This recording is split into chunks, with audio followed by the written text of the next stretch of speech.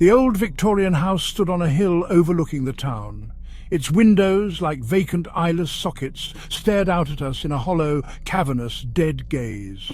We approached with a mix of curiosity and trepidation. The house, steeped in legends and local lore, promised adventure. It hinted at something of a more sinister simulacra. The front door creaked open as if screaming back to life once more after years of silence. Dust motes danced inverted against the faint rays of sunlight that pierced the gloom. The air hung heavy, thick with the smell of decay and the weight of forgotten memories. This was not just an empty house. It was an ancient vault of buried secrets, sealed tight by time. We stepped inside, our footsteps echoing in the frozen stillness like fractured tap-dancing retarded clown cow hooves. The comically oversized bloody heifer hoof shoes stab, tapping a marble floor as its frail legs shatter and protrude, stabbing through fresh leather under the crushing immensity of hulking bovine mass.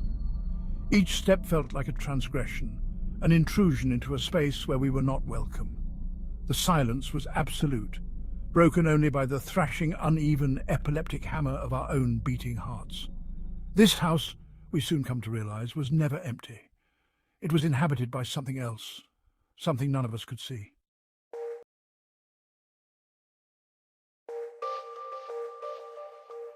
The first night descended like a dank, rotten shroud of roadkill afterbirth, grizzled and moist.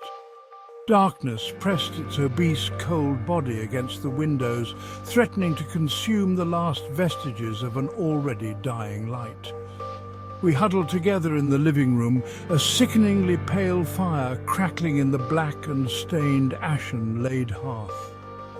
The shadows danced upside down, twisting familiar shapes into grotesque, obscene figures. A low moan seemed to emanate from the walls themselves, crawling like the skin on our mortified flesh. The wind, we told ourselves. It had to be the wind. But deep down, a seed of doubt had been planted. The loneliness of the house was palpable, suffocating. It pressed down on us, amplifying our fears. Sleep was a distant dream. Every creak of the floorboards, every rustle of leaves against the windows sent shivers down our spines. We were intruders in a realm where terror reigned. And the unseen terror that lurked in the darkness was slowly making its presence known.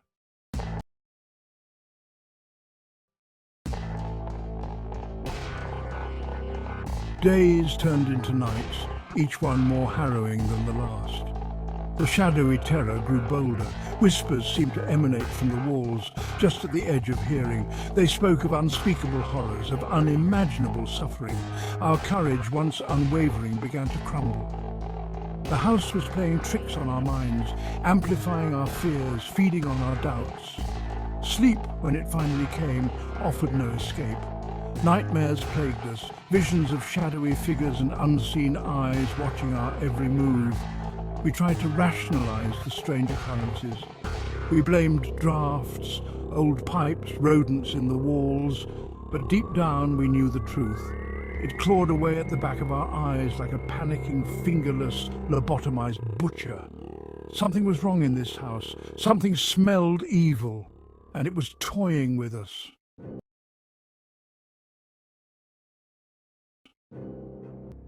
Then, one night, the lurking entity revealed itself. A blood-curdling scream shattered the silence. We rushed to the source, our hearts pounding in our chests.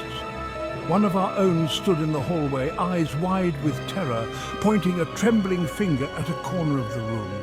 There was nothing there, and yet the air crackled with an unseen energy. A palpable sense of dread hung heavy in the air. We could all feel it, a freezing, cold, malevolent presence that seemed to suck the very warmth from our bodies. That night, something inside imploded. The psychological strain became too much to bear. We had stumbled into something ancient and evil, something that defied explanation, and in that moment all of us knew we were in the festering clutches of a terror from which we might not escape.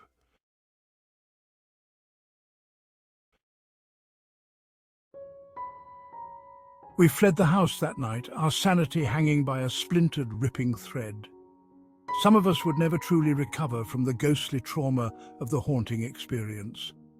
The whispers followed them, haunted their dreams, poisoned their waking hours.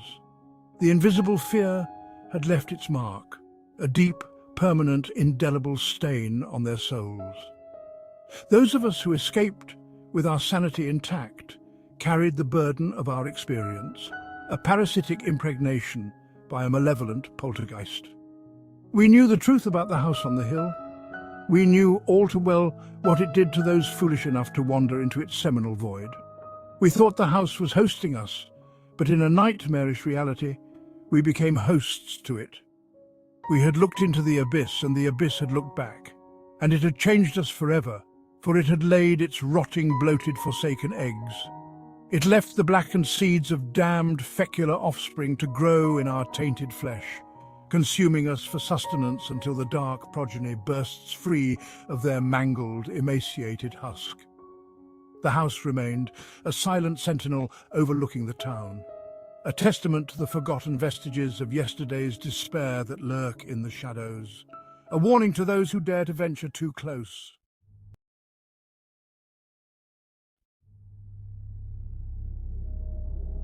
Still today, the stories persist. Whispers of strange occurrences, of unexplained noises, of fleeting glimpses of shadowy figures. The townsfolk steer clear of the house on the hill, their fear passed down through generations like a dark inheritance. But there are always those drawn to the unknown, enticed by the allure of the forbidden. They will come, seeking answers, seeking thrills, seeking to prove their bravery, and the cycle will begin anew. Heed this warning, those who dare to trespass. The house on the hill holds secrets best left undisturbed, for within its walls dwells an unseen terror, a darkness that consumes all who dare to enter its domain. Turn back now while you still can, for once you cross the threshold, there is no guarantee of return.